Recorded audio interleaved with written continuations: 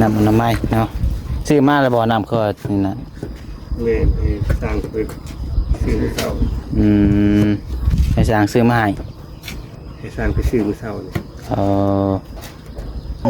ทางคนห้องน้ำบัดนี้ทางคนมีคนทำมันน้ำใส่เฮาเนาะแม่เห็ดกินเห็ดยังก็ได้ได้นี่เอาเห็ดกินรสแล้วนี่เนาะได้ใส่ขาดเลยงูปลาบ่นี่เจ้าคงหนีไปจักนั่งอยู่นี่เด้ยังไปนั่งอยู่คนเดียวก็ปลุกจิกอีเด้อไข่ตัวน้อยเนาะตัวใหญ่กับย่านนักงูปลานี่ตอนบ่มีพิษพี่น้องนี่เบิ่งทางนี้ก่ออีกสูตรหนึ่งคนละสูตรคนละแบบมันต่ำมันนอนลงได้อันนี้มันชูงมันใส่นอนลงมาเป็นสิได้2เทื่อ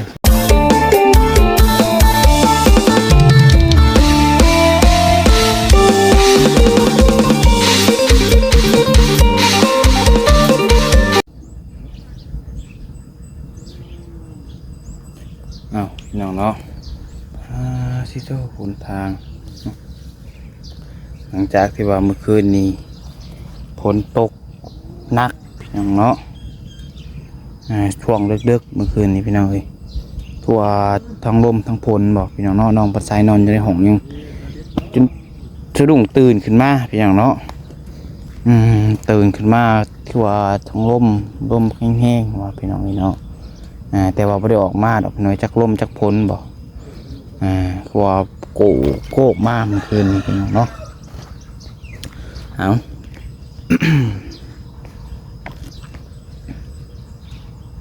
ก่อนอื่นเบิดพี่น้องเนาะกราบทักทายสบายดีสวัสดีพ่อแม่พี่น้องสบายดีปาลุงและกับFCกันเบิดสู่คนเบิดสู่หม่องสู่บอลเพราะว่าสิอยู่ฝั่งลาวฝั่งไทยหรือว่าอยู่ทางต่างประเทศเด้อพี่น้องเด้อกันยินดีต้อนรับเข้าสู่ช่อง YouTube น้องผัดไทยชาแนลอีกแล้วพี่น้องเนาะโดยพี่น้องเคยพบพอกันในช่วงยามเที่ยงของช่วงเช้าๆว่าผิดแล้วพี่น้องเนาะ เที่ยงว่ะเนาะเช้าคือเก้ามื้อนี้กับพี่น้องเนาะก็มาอัปเดตทั้งบ้านทั้งเรือนของลุงอาจเพิ่นเนาะพี่น้องเนาะก็คือทางสร้างเพิ่นกะมาเฮ็ดเวียกคือเก่าเหมือนเนาะมาเฮ็ดเวียกปกติพี่น้องเนาะมื้อที่3บอกพี่น้องมื้อที่3คือมื้อที่4ล่ะพี่น้องเนาะที่เพิ่นมาเฮ็ดบ้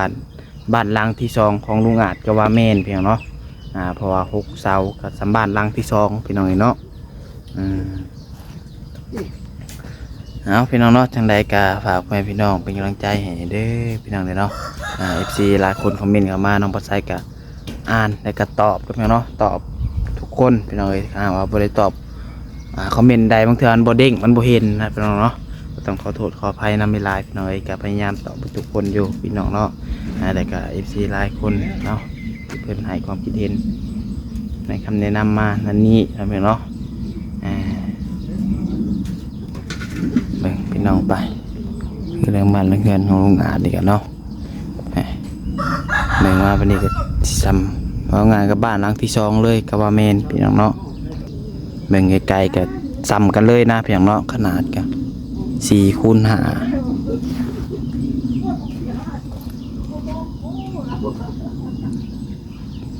ใส่หลังคาขึ้นไปพอดีเพียงกันเลยเนาะพี่น้องเนาะซ้ำๆกันกับนั้นเมื่อนี้ที่แรกว่าสิขึ้นไปทางบ้านสาวพรพี่น้องเนาะนัดกันกับบ่าวนิวพี่น้องเอ้ยแต่กับเบิ่งทรงคือสิบ่ได้ขึ้นพี่น้องเนาะเดี๋ยวพังเบิ่งมื้ออื่นคันว่าบ่มีเวียกหยังพี่น้องเนาะพากันนัดกันว่าสิขี่รถจักรขึ้นมื้อนี้พี่น้องเนาะแต่ว่าทางบ่าวนิวเพิ่นยันเมื่อยเพิ่นยันมันไกลเติบได้พี่น้องเนาะขี่รถจักรขึ้นก็มันขี้งอแน่พี่น้องเอ้ย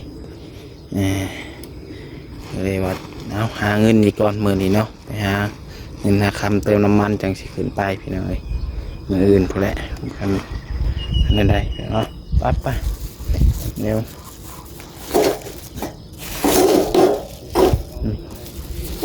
สิ่งที่ขาดบ่ได้แต่ละมื้อพี่น้องเนาะก็คือน้ำแข็งคือว่าน้ำก้อนพี่น้องเอ้ยอยู่ตรงไหนตรงหน้าเนาะอืม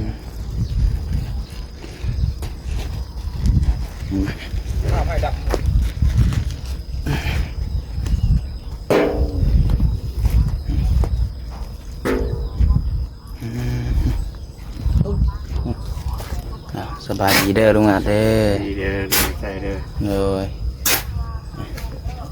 เอาไปก่อนซื้อมาเลยบ่มื้อนี้ ซื้อมาแล้วถุง โอ้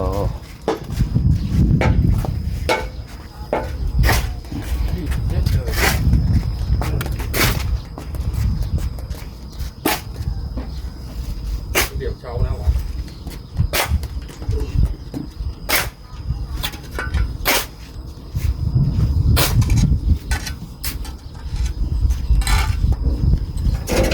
สร้างมันก็สิก่อแล้วมื้อนี้เนาะ อืม อืม เอาเช้า อืม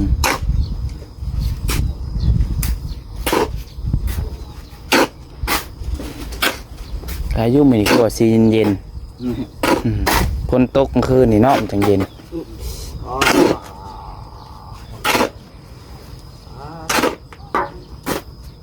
สุดโปรตีนเองลึก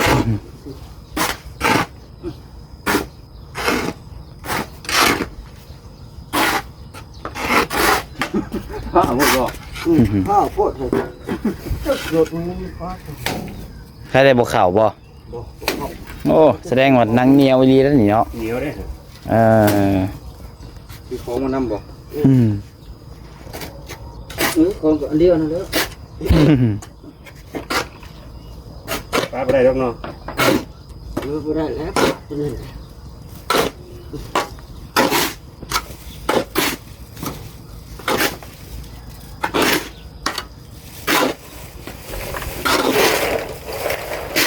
ชัว อืมน้ำอนามัยเนาะซื้อมาแล้วบ่น้ำก็นี่นะ แม่ให้สร้างไป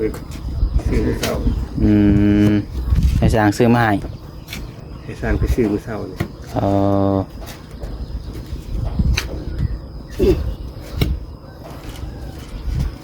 เอากินน้ำพ่นน้ำบาดาลเพิ่นบ่กินได้เนาะ ก่อน กินอยู่บ่อืม บ่ได้ดอกคุณ อืม ยังแดงกินคืนอยู่เลย อืมนอกจากน้ำพ่นเนาะ น้ำฝนตกน้อยตก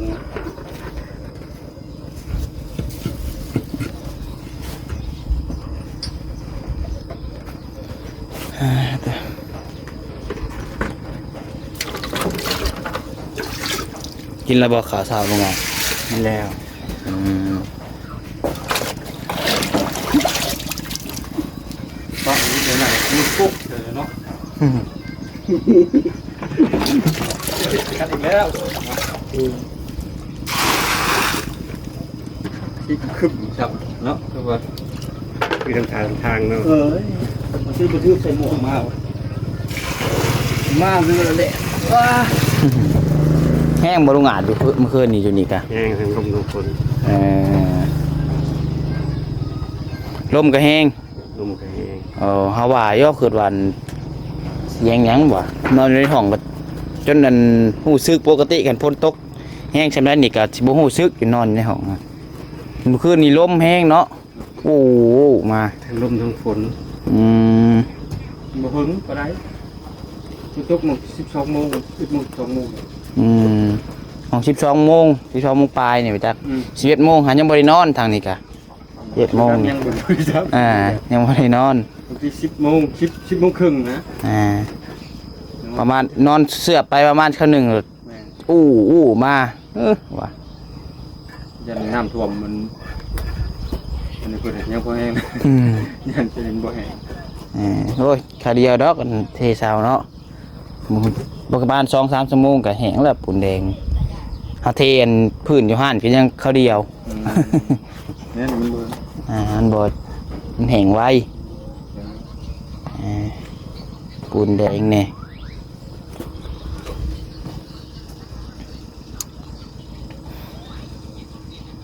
นี่กำลังเริ่มเพียงเนาะมื้อที่3บ่มาเฮ็ดนี่ ชี้ ที่สี่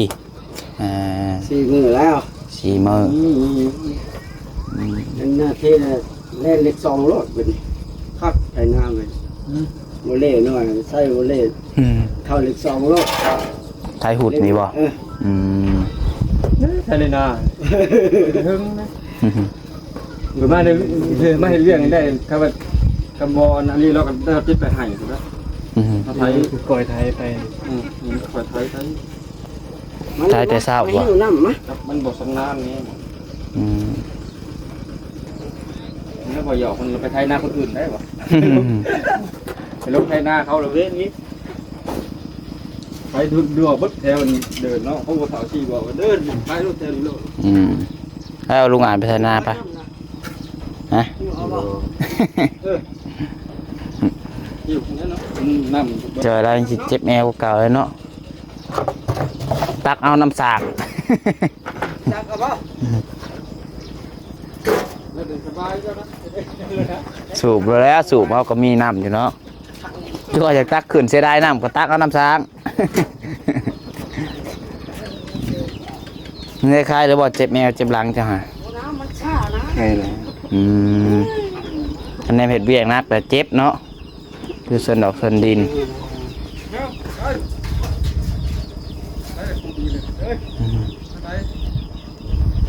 พี่น้องเนาะมันเก็บนิดเอาจองก่อนเด็ดมาแล้วพี่น้องมันเน่นเลยนี่ก็มันกับบ่เพื่อนบันไดพี่ต้องเนาะนอกจากว่ามีรถใหญ่มาเหยียบตลอดเหยียบทุกมือเนาะคนตกแบบมีรถใหญ่มาเหยียบทุกมือมันก็สิเปเพหมุนคือกันพี่น้องดูว่ารถใหญ่รถจักรเที่ยวทุกมือนี่ก็ลมคือกันพี่น้องเลย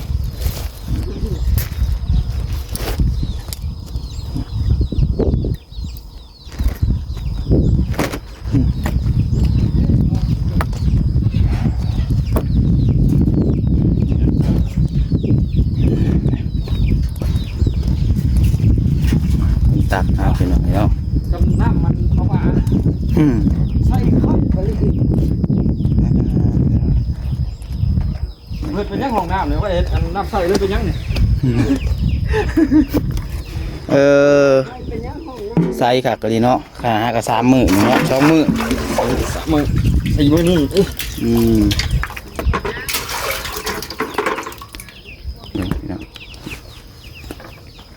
ำทางคนห้องน้ำบัดนี้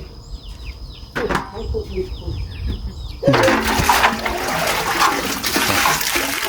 ทำมันน้ำใส่เฮาเนาะ แม่น เห็ดกินเห็ดหยังก็ได้ได้นี่ ได้ เอาเห็ดกินโลดแล้วนี่เนาะ ได้ มันใส่ขักเลย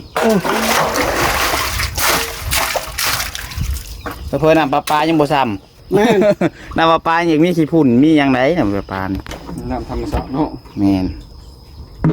ธรรมชาติพอแต่แม่ดีๆเอาแล้วจะต้องเอาอะไร เช็ดบาทนี่ เอ้าบาดนี้มันตายบาดนี้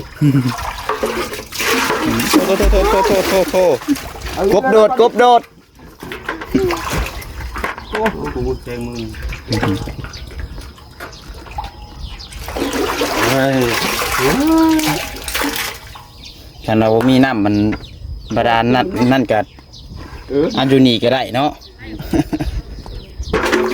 อยู่หันผักคาดซุปอยู่หัน เดี๋ยวพ่อทมด้วยนะตัวนี้ตักใส่เบิดแล้วข้ามไปก่อนถึงทมมันตัวนี้สิ เอาตัวนี้ก้อนอันเป็นเทคาน เอาว่ามันนั่นสิออกมาตลอดบ่จักมันบ่เบิดซ้ำบ่จักเอา ผลกับยำมาเถอะ มันงามแรก ยันจนแล้วเฮือนนะนี่ฮะ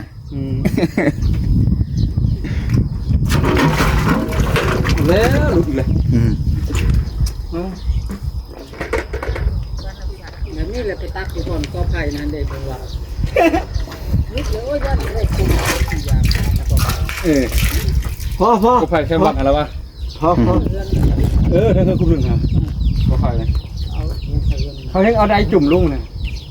เขาเปิดมาใส่ล่างถ้วยล่างโบง ฉันก็มีได้จุ่มเนาะพูดแล้วจุ่มรอด โอ้จะตักแล้ว อ้าวพี่น้องเลยเที่ยวเป็นบ่ใส่แล้วน้ำมัน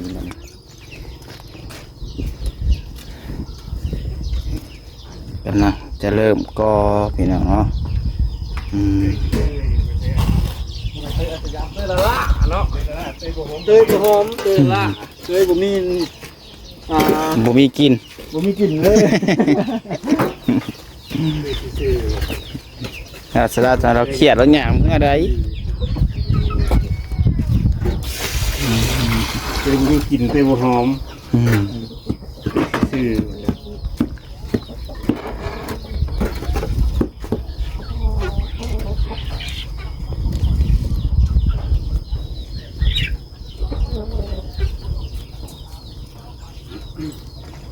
เก็บบอกยายเว้นรถนี่มาเชียร์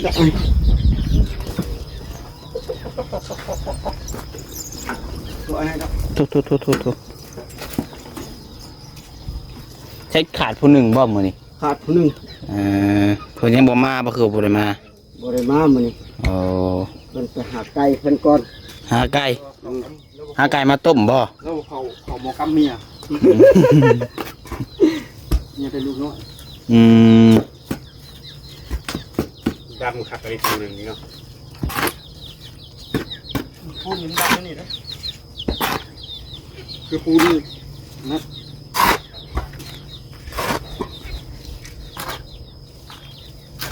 เข้มข้นแล้ว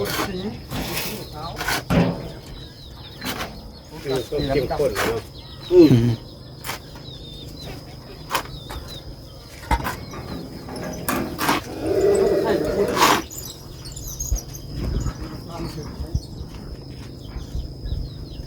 แบบอันตัวพิทงฮันนอรี่เนาะครับอลีโมนะ ปูนเสือเดี๋ยวไปเขาผสมทรายมาสำเร็จปูนเสือเป็น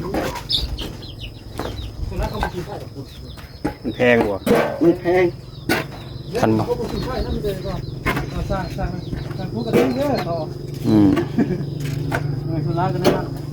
คันบ่แม่นคนมี เชื่อเด้อ คันบ่แม่นคนมีเงินนี่ลีเฮ็ดเฮือนตัวเองพุ่นเนาะ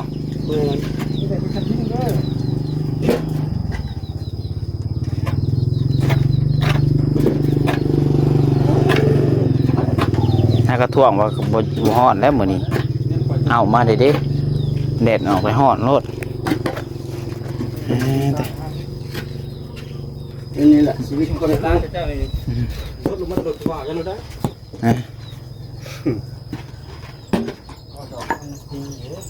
ขี่รถทักบายังแน่ผมเจ้านี่เฮ้ยเขาแน่มึงแน่คนจุ่มบุงาม เจ้าว่าน้องมาจักเถอะนั่นแหละมาแต่ว่าผู้บ่าวผัวเขาว่าเจ้าว่าอันหมู่กันคือว่าอันพี่น้องเขา เล็กเขาเรียกกันยันตุกซื่อ เจ้าว่าเพิ่นแนมลุงอาจไปจักเนาะ เนี่ยก็ไปก่อนแล้วเป็นตุกดิ แนมคนรอ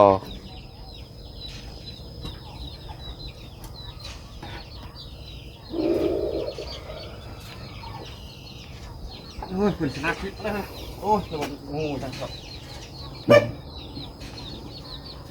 งูปลา จะมันได้โดยชิ้นยากผู้ชายอะไร งูบอกกี่นี่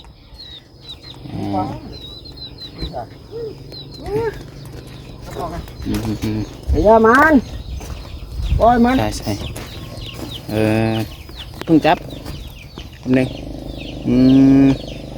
ลุงอาจจับงูลุงอาจงูปลาบ่นี่เจ้าคนนี้ประจักษ์ นั่งอยู่ดิเจ้ยังไปนั่งอยู่คนเดียวก็ปลุกอีกเด้อ ไข่ตัวน้อยเนาะตัวใหญ่กับวิญญาณนักน้องงูปลานี่ตอนบ่มีพิษพี่น้องเกิดเหตุการณ์ไม่คาดคิดหมู่ที่บ้านลุงอาจ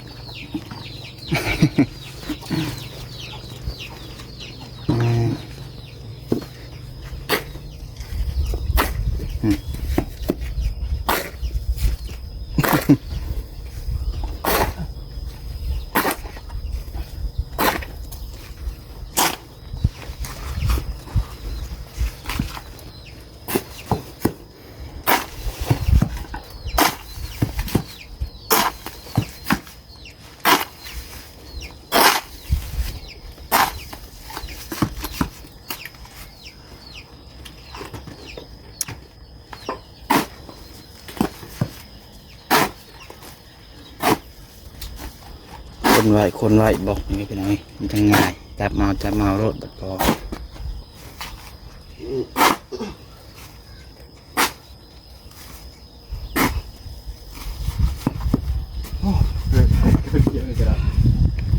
เยอะ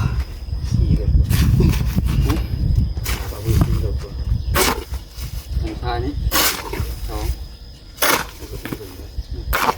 หนึ่ง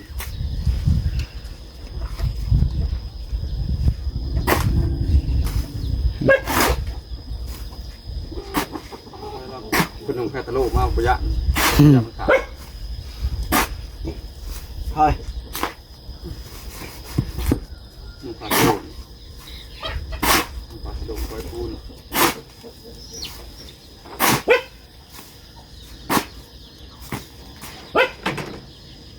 อะไรเนี่ยชาพันบ่อย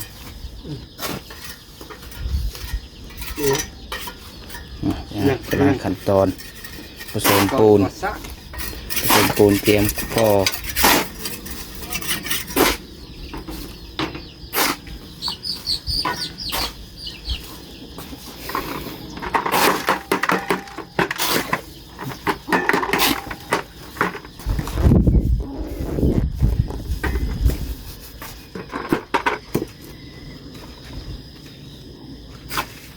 เยอะนักเรียกบ่ให้เส้นผู้บ้านก่อนเล่นแล้วปวดตัว บ่ได้เด้อเส้นเลยเลย พวกปลาทั้งพุ่นก้นอันสกปรกทั้งพุ่นก้นลูก ก่อนได้ไหมก่อนได้ก็บ่ได้ท้องมาดิลุงเกิดแล้วลุงเลย ตะกอทางพุ่นก่อน ไกลก่อนบ่ หัวมึงก็ทั้งนั้นไปตลาดใช้ช่องนั้นเลยก้อนเอาไว้ ก่อทางใดก็แล้วคือการ คุณบอกว่าทางหน้าไปก่อนทางหลังเนาะ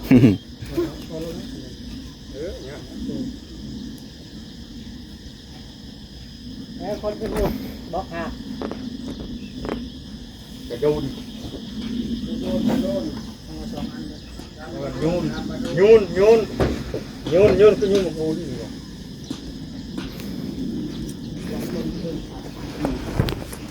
ยุน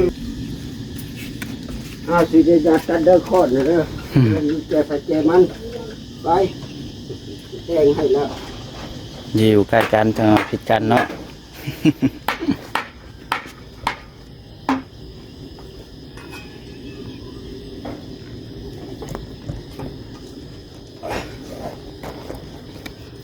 โอ้ยขนาดกูบอกมึงนะโอ้ย อย่ามึงลืมวะ เอาบ่บ่ได้อย่าลืมกูบอกกูบอกมึงนะ ยังสั่งลืมบ่ เอาดิ นะ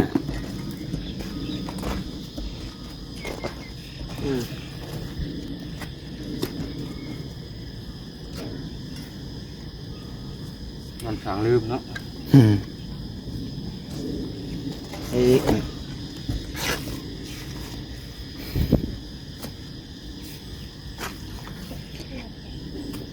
สีคือขี้หอกเนาะปูน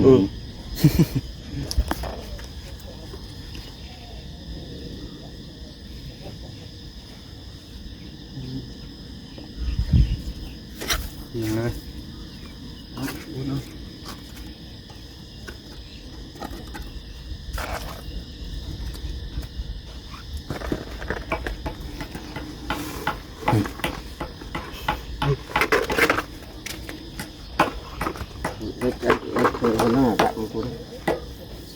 ต้องมาแล้วนะ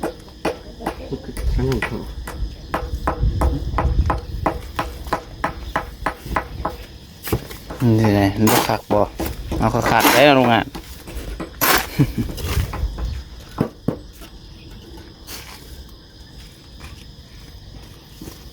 ก็ย้ายพิษไหม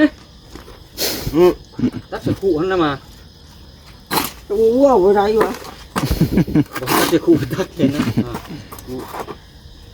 อันนี้นะกูกับอันนี้กับลูกพี่กูคนนึงกูบอกว่าให้ตักให้ใช้อันนี้วะหรือว่าตักใช้คู่เนาะ กูได้กูก็นั่งเบิ้งโทรโลดอะไรบ้างดิกันกูเมื่อยเป็นเองว่ะเอาตะกี้ก่อนปูนบริเป็ดเด้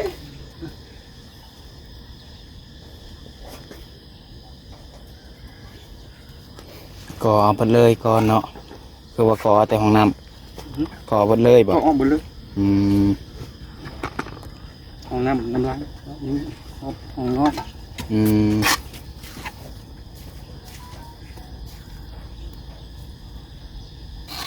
คือสิพ่อบอกที่เนาะมันบริเวณห้องใหญ่ก็ได้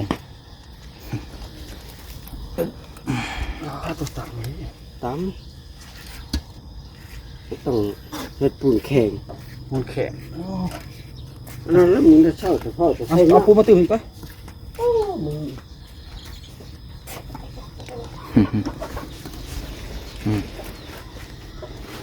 วิธีแพ้วิธีมันได้ก่อนนี่ก็เนาะบ่ได้คือกันได้นี่สูตรไผสูตรมันได้นี่นี่อันเบิ่งทางนี้ก่ออีกสูตรหนึ่ง คนละสูตรคนละแบบ มันต่ำมันนอนลงได้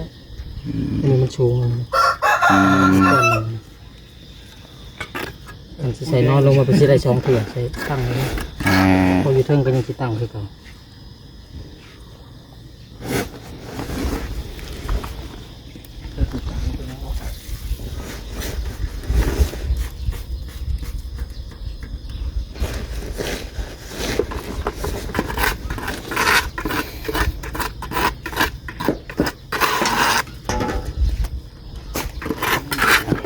พี่น้องเนาะแดดร้อนแล้วบัดนี้เอาโอเคใช่พี่น้องเนาะคลิปนี้ก็ก็อัปเดตให้พี่น้องเบิ่งเนาะช่วงสายก่อนพี่น้องเนาะเพิ่นก็กำลังเริ่มก่อมือแรกพี่น้องเลยเบิ่งนำกันว่าสิแล้วจับมือจังสิแล้วพี่น้องเนาะโอเคเด้อพี่น้องเด้อสำหรับคลิปนี้ก็สิขอลาไปก่อนคือว่างูตัวนี้ไปใส่เลยเอาผิดพลาดประการใดก็ต้องขอโทษขออภัยในเวลาพี่น้องขอบคุณขอบคุณเอฟซีทุกคนที่เข้ามาชมเนาะฝากไลค์กดแชร์เป็นกำลังใจนำปัจจัยนี้เพียงเนาะเดี๋ยวสุดท้ายนี้ขอกล่าวคำว่าสบายดี